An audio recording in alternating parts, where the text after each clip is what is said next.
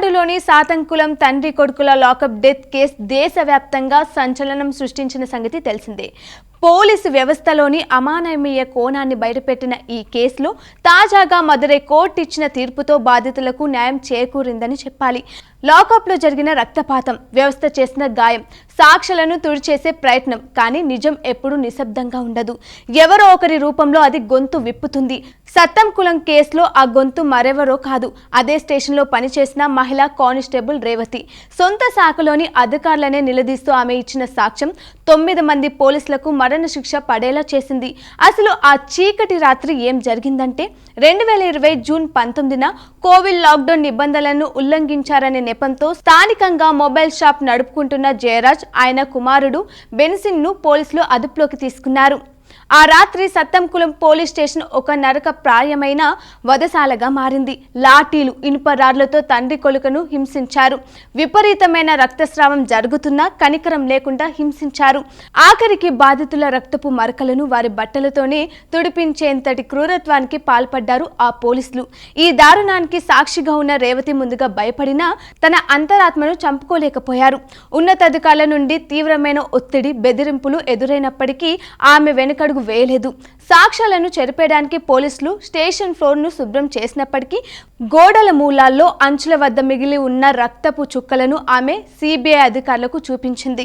Judicial magistrate విచారణలో ఆ రాత్రి జరిగిన ప్రతి ఘోరాన్ని ఆమె కళ్లకు కట్టినట్టు వివరించింది. సీసీటీవీ ఫుటేజ్ ని మాయం చేసినా ఆమె తన జ్ఞాపక శక్తితో సంఘటనలు జరిగిన సమయాలను పూసగుచ్చినట్లు వివరించి దర్యాప్తుకు దిక్సూచిలా నిలిచారు. ఒక పోలీసు అధికారిగా ఉంటూ తప్పు చేసిన తోటి పోలీసులకు వ్యతిరేకంగా సాక్ష్యం చెప్పడం అంటే అది మరణంతో పోరాడమే.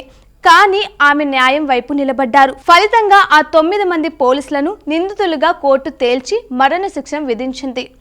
దేశ న్యాయ చరిత్రలో లాకప్ డెత్ కేసులో ఇంతమంది పోలీసులకు ఓ కోర్టు ముకుమ్మడిగా మరణశిక్ష విధించడం ఇదే తొలిసారి.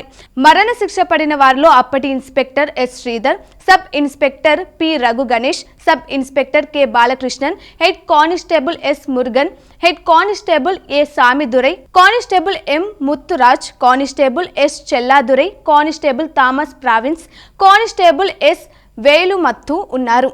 మరో నిందితుడిగా ఉన్న special sub inspector Paul Durai case విచారణలో ఉండగా కరోనాతో మరణించారు. బాధిత కుటుంబానికి 1,40,00,000 ఆర్థిక సహాయం చేయాలని కోర్టు కూడా తీర్పిచ్చింది. అలాగే ఈ 9 మంది పోలీసులకు మరణశిక్ష విధించింది.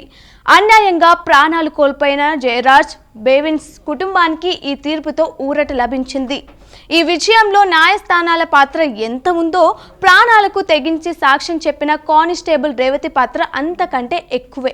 యూనిఫామ్ వేసుకున్నది కేవలం అధికారం చెలాయించడానికి కాదు, బాధితులకు అండగా నిలవడానికి అని రేవతి నిరూపించారు. ఆమె ధైర్యం నేటి పోలీస్ వ్యవస్థకు ఒక గొప్ప పాఠం.